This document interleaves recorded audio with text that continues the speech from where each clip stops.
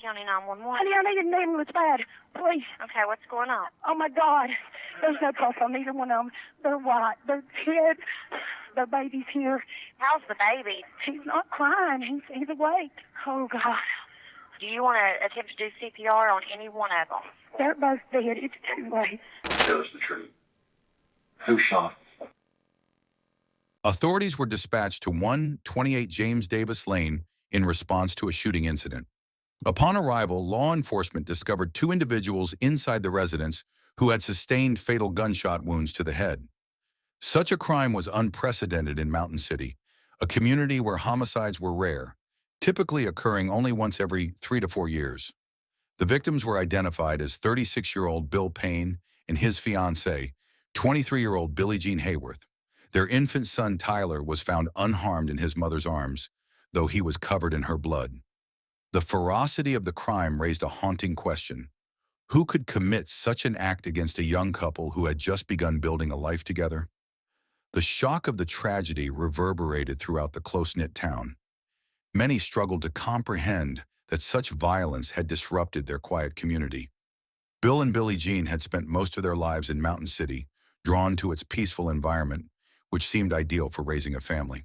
The couple first met while working at the local cotton factory, where their friendship quickly blossomed into a deep romantic relationship.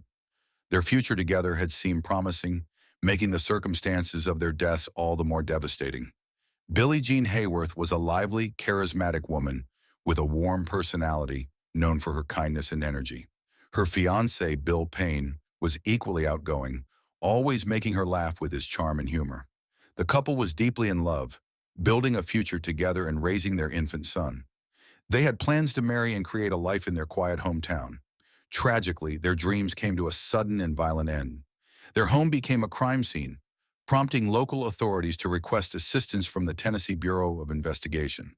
Upon entering the residence, investigators found Bill near the foot of the bed, fatally shot in the head with his throat cut. In the next room, Billie Jean lay in a fetal position with a gunshot wound to the right side of her head. Despite the horrific scene, their infant son was found alive in his mother's arms, unharmed but covered in blood. 2 bullets were recovered, marking the beginning of an investigation that would send shockwaves through the tight-knit community of Mountain City. A bullet was discovered inside Bill Payne's pillowcase, while the bullet that exited Billie Jean Hayworth's head was later found lodged in their infant son's bouncer toy.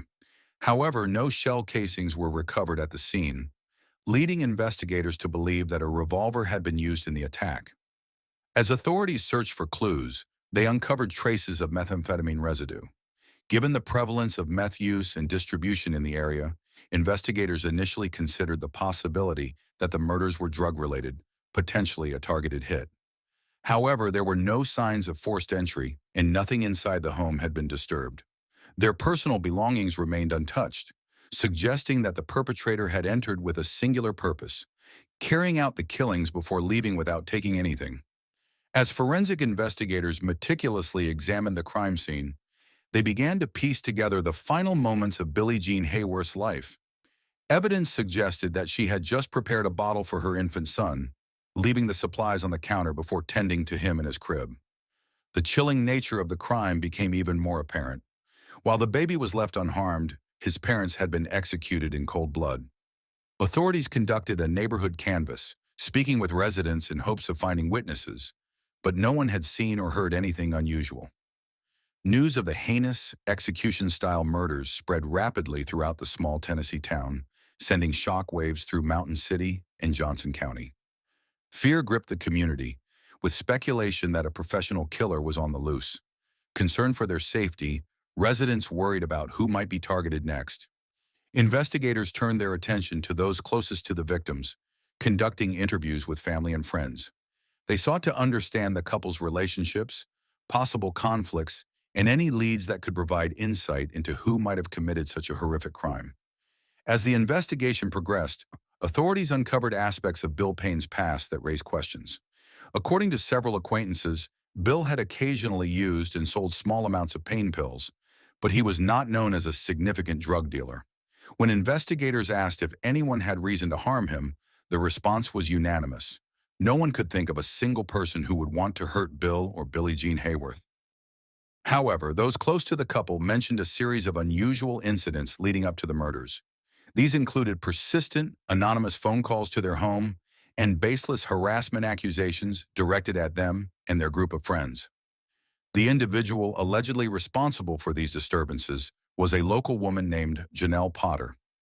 Further investigation revealed that Bill had first met Janelle 3 years before the murders. Known for his generous nature, Bill was someone who often went out of his way to help others, a trait that would later prove significant in uncovering the truth behind the crime.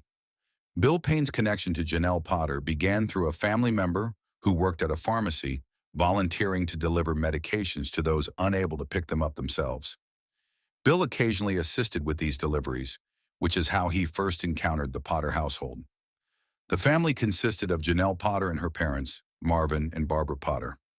As the investigation unfolded, authorities discovered that the Potters had been living in Johnson County for approximately 4 to 5 years before the murders. Unlike many longtime residents, they were considered outsiders in the small community. Janelle, in particular, led a sheltered life, rarely venturing out without her parents. She did not have a driver's license and appeared to have little social interaction beyond her online connections. Janelle Potter's parents, Marvin and Barbara Potter, were known for being deeply religious and highly protective of their daughter. Marvin, a Vietnam War veteran, suffered from poor health and relied on oxygen, leaving much of the family's daily responsibilities to Barbara, who acted as the primary caretaker. When Bill Payne met the Potters, he helped introduce Janelle to a wider social circle, offering her a sense of inclusion she had not previously experienced. He even introduced her to his cousin, Jamie Curd, and the two began a relationship. Investigators soon learned that Jamie Curd was an introverted individual, and by all accounts, Janelle was his first serious girlfriend. While Janelle appeared to welcome Jamie's attention, some close to the situation believed that her true affections were directed elsewhere. Janelle Potter's growing fixation on Bill Payne appeared to stem from unreciprocated feelings. Unable to have a romantic relationship with him, she instead sought ways to remain involved in his life, often tagging along with Jamie Curd to stay close to Bill. However, Bill had no interest in Janelle beyond casual acquaintance. His focus was on Billie Jean Hayworth and their child. When her hopes of a deeper connection with Bill were shattered, Janelle began to lash out. Investigators uncovered a long-standing social media feud between Janelle, Billie Jean, and their friends. Janelle frequently reached out to others online, claiming that Billie Jean was bullying her. When mutual friends pressed her for details, asking what exactly Billie Jean had done, Janelle struggled to provide a clear answer. Despite her claims, there was little evidence to suggest that Billie Jean had engaged in any harassment. Janelle Potter's claims of bullying were vague, centering on the idea that Billie Jean was preventing her happiness. After over a year of online conflict, Billie Jean, and their friends unfriended Janelle on Facebook, triggering a surge in harassment. Following the social media fallout, anonymous phone calls began flooding their home, often from the Potters' number. Within 24 hours of the murders, detectives uncovered the extent of the feud, with friends recalling how the phone rang incessantly whenever they visited, adding to the growing suspicions surrounding Janelle and her family. The harassing phone calls from the Potter household began months before the murders, with callers remaining silent or making no sounds at all. Friends reported that Janelle Potter repeatedly called Bill, Billie Jean, and others to the point of distraction, sometimes reaching out as many as 70 to 75 times in a single day. The harassment escalated to such an extent that several of Bill and Billie Jean's friends filed protective orders and criminal complaints against Janelle. As investigators took a closer look at the Potter family, they uncovered more unsettling behavior. Local authorities had received multiple complaints from neighbors about the Potters, including a police report detailing an incident where Marvin Potter was found outside his home late at night, dressed only in his underwear, armed with multiple guns, convinced that intruders were lurking nearby. The ongoing harassment, escalating feud, and unusual behavior of the Potter family prompted investigators to take the next step. They arranged to interview Janelle Potter, along with her parents, Barbara and Marvin Potter. Upon entering the Potter residence, investigators noted a state of disorder. Marvin Potter, known for his strong affinity for firearms, had numerous weapons scattered throughout the home. I'm sorry that those people died. I don't wish that on nobody. How'd y'all hear about it? We heard on the news. I mean, I'm sorry it happened, but I mean, that's all I could tell you is they have been harassing the living crap out of me. During the interview, Janelle claimed that Bill, Billie Jean, and their friends had been threatening her for months. Why would they be harassing you? It came out to be a jealousy thing. They said I was too pretty, that I wasn't from here, so they were going to be accepted. Despite being 30 years old, Janelle exhibited childlike mannerisms, both in speech and behavior. She portrayed herself as the victim, insisting that Billie Jean and others had been harassing her, further fueling the ongoing tension between the two families. I carry mace with me because I'm scared. I have been threatened by guys to... During the interview, Janelle Potter claimed that friends of Bill and Billie Jean had attempted to assault her, emphasizing her role as the victim. Well, let's get back to what we're doing. Yeah. What we're doing right now is investigating a double homicide. Very serious matter. Do you know of anybody that would hurt them? No, actually, I don't. I feel bad about the situation because I didn't want no harm on them. How do you know them? Oh, boy. Notably, she showed little concern for the fact that Bill and Billie Jean had been murdered. She recounted how she had met Bill Payne and even visited his home. The second time we went down there, I was not comfortable. But what was going on there? There was drugs there. What drugs? Cocaine, methamphetamine? It could have been either one. He had pills. Lots of pills. Janelle attempted to shift the narrative, insisting that the murders were the result of a drug deal gone wrong. She alleged that Bill was a high-level drug dealer and that the killings were a targeted hit to steal his supply. Well, we want to make sure you didn't have nothing to do with it. No. You're not strong enough. Yeah, especially with a guy and a girl and a baby. Why would I do that? However, investigators found no evidence to support her claims. While the interviews yielded little useful information, forensic analysis of the ballistic evidence provided crucial insight into the killer's intent. The bullets recovered from the scene had been altered, with deep X-shaped cuts in the tips, making them function similarly to hollow points. Upon impact, these modified rounds were designed to cause maximum damage, effectively exploding on contact. By the second day of the investigation, a new lead emerged. Bill's co-workers provided a tip, directing police to Janelle's boyfriend and Bill's cousin, Jamie Curd, bringing the investigation one step closer to the truth. Jamie Curd's relationship with Janelle Potter played a significant role in the growing tension between him and his cousin, Bill Payne. Janelle frequently told Jamie that Bill and Billie Jean were targeting her and her family, fueling his resentment. This rift escalated into heated arguments, with one confrontation becoming particularly intense. Jamie reportedly threatened to slit Bill's throat. As investigators worked to identify suspects in the murders of Bill Payne and Billie Jean Hayworth, Jamie Curd emerged as a person of interest.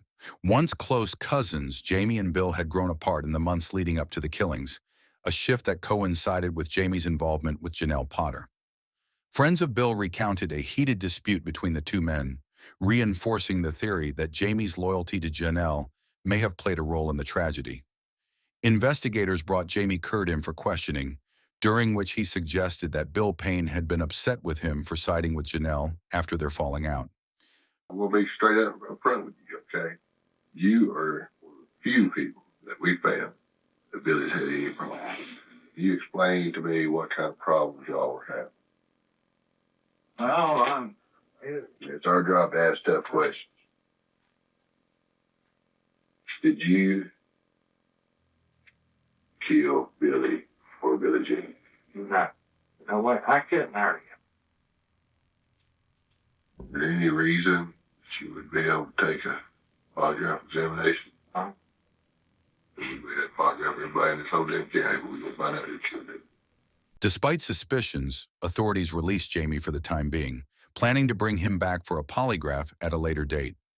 Meanwhile, 4 days after the murders, as police continued to examine ballistics, alibis, and the escalating feud, friends and family gathered to say their final goodbyes to Bill Payne and Billie Jean Hayworth.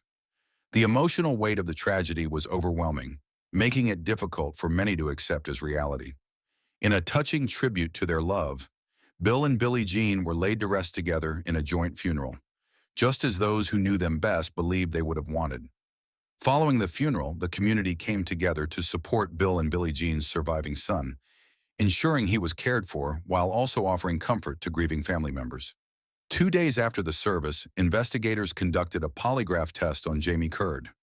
After testing you, Jamie, I know you know who killed those people. I don't. TBI agents intensified their questioning, pressing him for the truth. When Jamie failed the test, authorities confronted him directly, urging him to be honest about what had happened. The pressure mounted as investigators pushed for answers, bringing them closer to uncovering the truth behind the horrific murders. I know from talking to other people in your situation, and that way you should bear down on this question. This case is not a hard case to solve, and I'll tell you why. The person that killed Bill did two things. One, the shot would have killed him.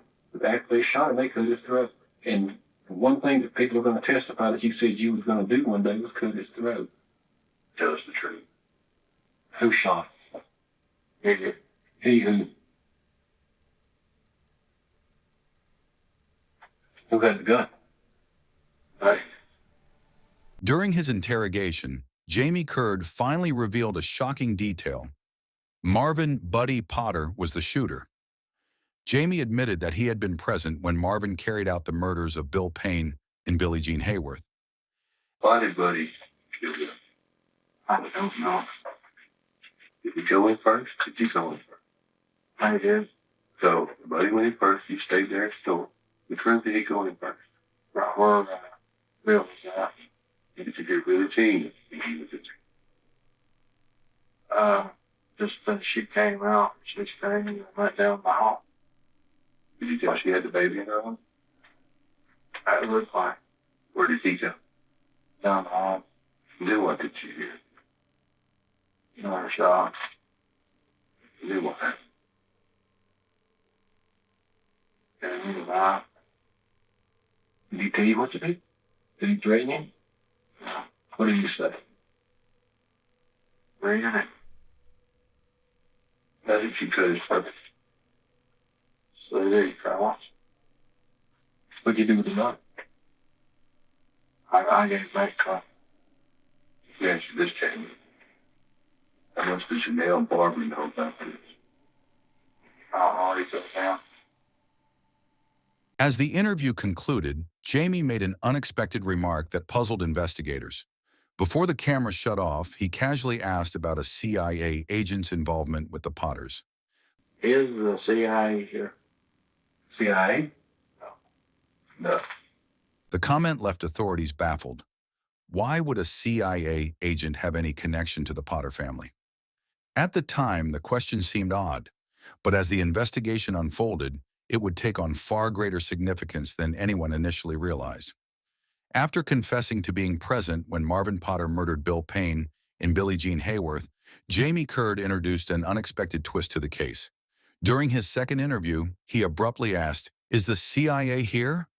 A question that left investigators confused. How did you ask him about the CIA? Because he says he works for them. Jamie then claimed that he had recently been contacted by a supposed friend of Janelle's who claimed to be a CIA agent. Investigators found the story highly unlikely, dismissing it as yet another bizarre element in an already strange case. Have you met this person? You know, physically, but he's talked to. And think about what he's saying, James. If I work for the CIA, the last thing I'm going to do is go out and tell people I work for the CIA. Yeah, exactly. I'll tell you what. Let's type up this statement. Everything you've told us tonight, okay? Upon learning of Jamie's admission, authorities moved quickly. One investigator, upon receiving the call, immediately drove to the scene to assist law enforcement as the investigation took a critical turn. We need good buddy. You won't help us, okay? After completing the polygraph test, Jamie Curd was instructed to contact Barbara and Marvin Potter to update them on how it went. What you do is you take it, put this in your ear, Law enforcement took this opportunity to gather more evidence, wiring Jamie before he made the call and recording the conversation. When Barbara answered, Jamie subtly steered the discussion toward the murders. Hello? Hello. Oh, hi. Hi. You all right? Yeah. Did it go all right? Yeah. Did you have a lie detector? Yeah. And you passed it? Yeah. And they just let you go and that's it? It's over? Yeah. Well, that's wonderful. We've been praying our hearts out. Janelle even saw an angel today. And I said, oh, that's good. Has Buddy around? Following investigators' guidance, he pressed Marvin about disposing of the evidence, particularly the murder weapon.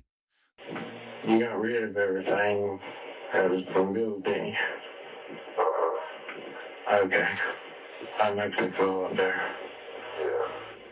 The call was a critical step in the case, as authorities hoped it would provide incriminating statements that could further link Marvin Potter to the killings. During the recorded call, Jamie Curd directly asked Marvin Potter, "Hey, did you get rid of it?" Marvin's response was brief but incriminating. "Yeah." With this crucial evidence, investigators swiftly obtained warrants for Marvin's arrest and a search of the Potter residence. When officers arrived, Marvin answered the door, but immediately reached for his gun. Law enforcement quickly subdued him, confiscated the weapon, and placed him under arrest for the murders of Bill Payne and Billie Jean Hayworth. Barbara and Janelle Potter appeared stunned, seemingly unable to comprehend what was happening. Meanwhile, police seized the Potters' computers, hard drives, and firearms, searching for additional evidence that could shed light on the motive behind the heinous killings. Inside the Potter residence, investigators discovered an arsenal, hundreds of firearms, including several capable of firing the same caliber bullets found at the crime scene. To establish a direct link, authorities conducted ballistics testing. A breakthrough came when bullets recovered from Marvin Potter's truck matched the caliber, brand, and distinct markings of those used in the murders. Additionally, officers found several bags of shredded paper in the vehicle, which were sent to a crime laboratory in Knoxville, Tennessee, for analysis. Meanwhile, back at the Johnson County Sheriff's Office, investigators interrogated Marvin Potter. What do you think? That somebody's told you I'm the one who killed somebody. Here's the thing. We don't think you killed him. We know you killed him. Okay? I did. Wait a second. We have evidence. We have testimony.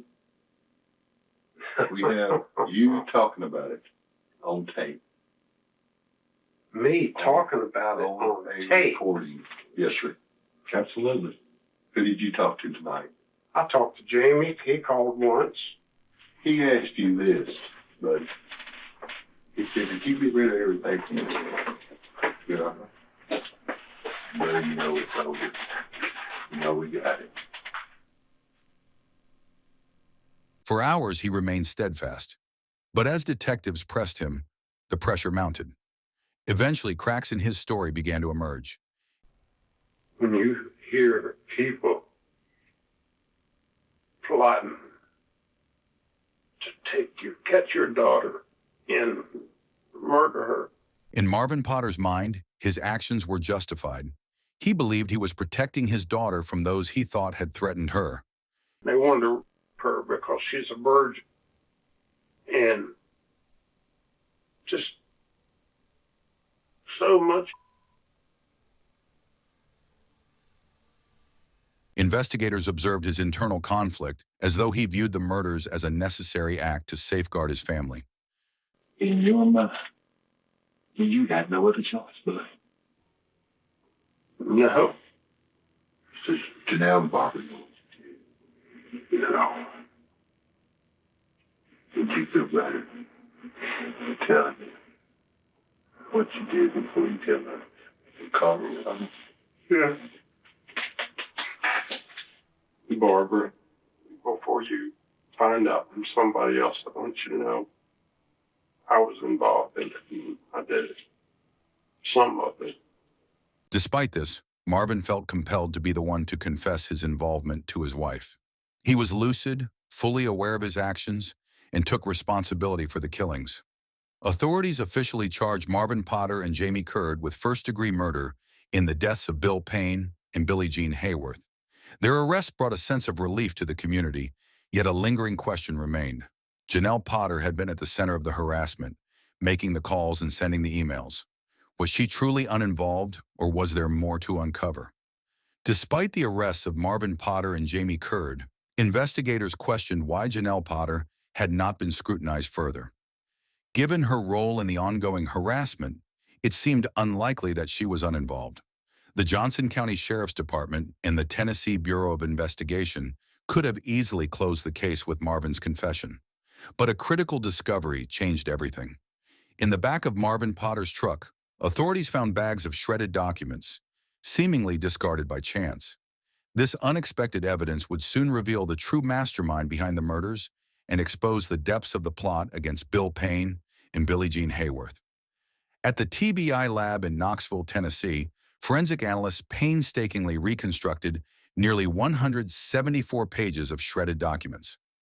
The recovered material included emails, pictures, and social media posts, providing crucial insight into the case. Investigators were particularly drawn to a series of unusual exchanges between Janelle Potter and an individual named Chris. This mysterious figure, sometimes described as Janelle's friend, consistently positioned himself as her protector. Chris frequently warned Janelle that Bill Payne and Billie Jean Hayworth posed a threat to her. His communications extended beyond Janelle, as he also corresponded with Barbara Potter.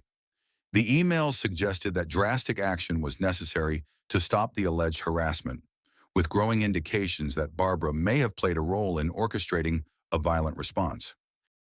Further examination of the documents uncovered evidence suggesting that, just 2 weeks before the murders, Barbara Potter may have actively conspired in the deadly plan. Investigators uncovered a chilling internet search by Barbara Potter. Can a murderer be forgiven? This, combined with hundreds of emails, suggested she played a role in orchestrating the killings. Barbara and Janelle repeatedly shared messages from a mysterious figure named Chris with Marvin and Jamie Curd. These messages portrayed Bill Payne and Billie Jean Hayworth as threats, fueling paranoia in the Potter household. Since Marvin didn't use a computer, Barbara printed out emails and chats, ensuring he saw the alleged threats against Janelle. As detectives combed through the evidence, they discovered something even more bizarre. Chris frequently claimed to be a CIA operative, adding an unexpected layer to the case. As investigators delved deeper into the digital evidence, a startling realization emerged. The so-called CIA agent, Chris, who had allegedly been warning Janelle Potter's family about threats from Bill Payne and Billie Jean Hayworth, was not who he claimed to be. The messages attributed to this mysterious operative were riddled with grammatical errors and inconsistencies, casting doubt on their legitimacy.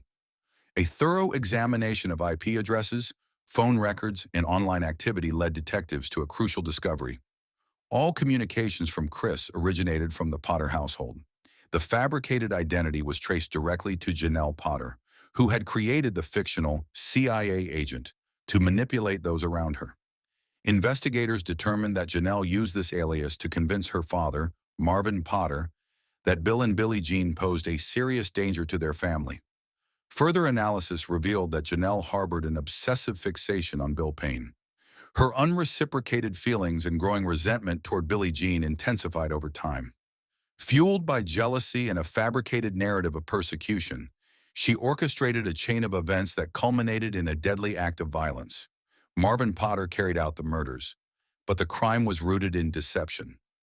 Investigators determined that Janelle and Barbara Potter manipulated him through an elaborate scheme of misinformation, reinforcing his paranoia and pushing him toward violence. Their relentless stream of fabricated threats and warnings played a critical role in his decision to kill. This discovery led authorities to conclude that Janelle and Barbara were not merely bystanders, but active participants in the events leading up to the murders. More than a year after the killings, both women were formally charged with first-degree murder. When law enforcement arrived at their home to arrest them, Janelle and Barbara appeared completely stunned, unable to comprehend that their web of lies had finally unraveled. Despite their repeated claims of innocence, both Janelle and Barbara Potter pleaded not guilty to the charges against them. While their prosecution provided a sense of relief to those seeking justice, securing convictions remained a challenge. The complexity of the case made it difficult to comprehend, yet the evidence clearly pointed to a carefully orchestrated deception that led to murder. Marvin Potter's trial, in contrast, was relatively straightforward. Lasting 5 days, the proceedings focused on his direct involvement in the killings. He chose not to testify in his defense, and efforts to present an alternative theory centered on Bill Payne's alleged drug activity ultimately failed to gain traction. After just 3 hours of deliberation, the jury found Marvin Potter guilty as charged. The judge sentenced him to 2 consecutive life terms. Meanwhile, Jamie Curd accepted a plea deal in exchange for his cooperation with the prosecution, including testifying against Janelle and Barbara Potter in their trial. He pleaded guilty to 2 counts of facilitation of first-degree murder and received a 25-year sentence. 2 years after Marvin's conviction, Janelle and Barbara Potter went to trial for their involvement in the murders. Since neither had made statements implicating the other, they were tried together for judicial efficiency. The defense argued that Janelle was incapable of orchestrating such a crime and maintained that Barbara had no direct involvement.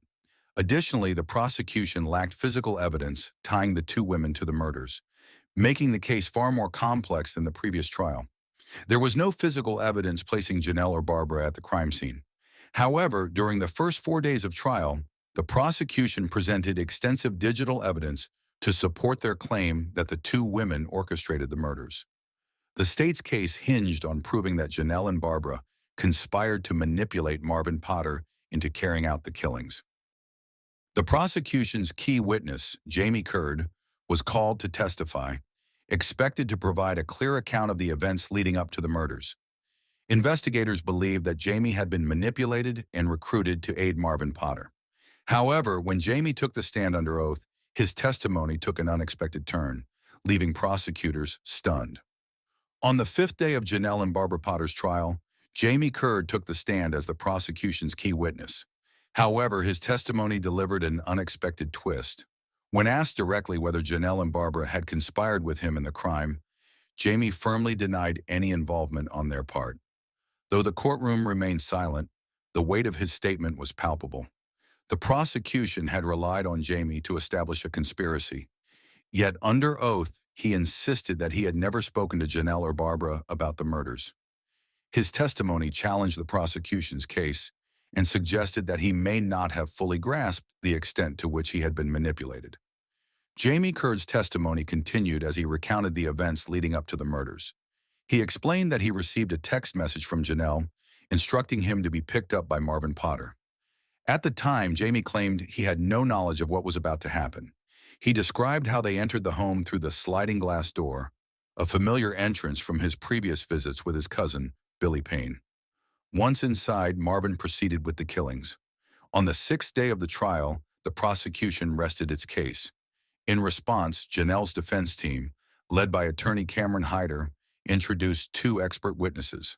The first was a cybersecurity specialist who argued that an IP address could only identify a device, not a specific user. The second was a neuropsychologist who had evaluated Janelle, offering insight into her mental state as part of the defense strategy.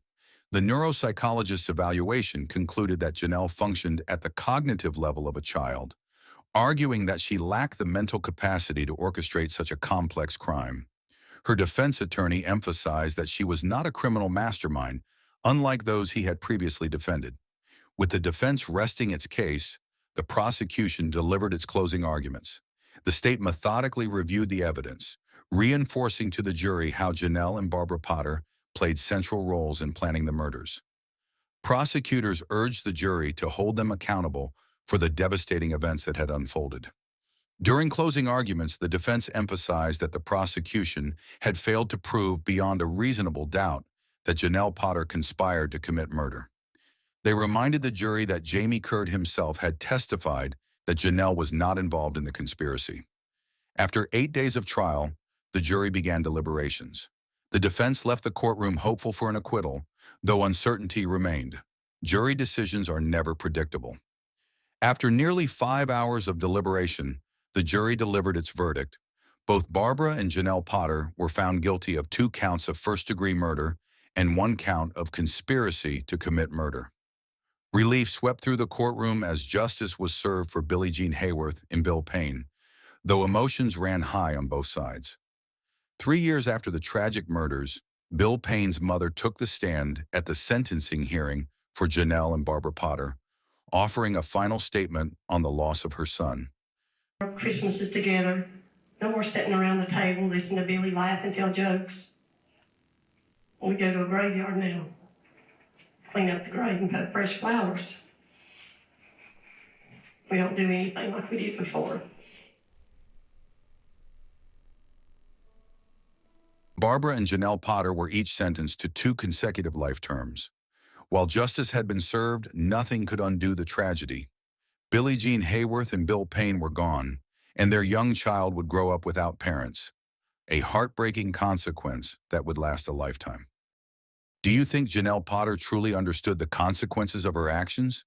Or was she simply manipulating everyone around her?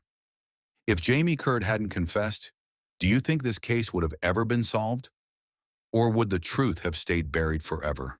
If this case left you shocked, don't forget to hit that like button, subscribe for more chilling true crime stories, and drop your thoughts in the comments below.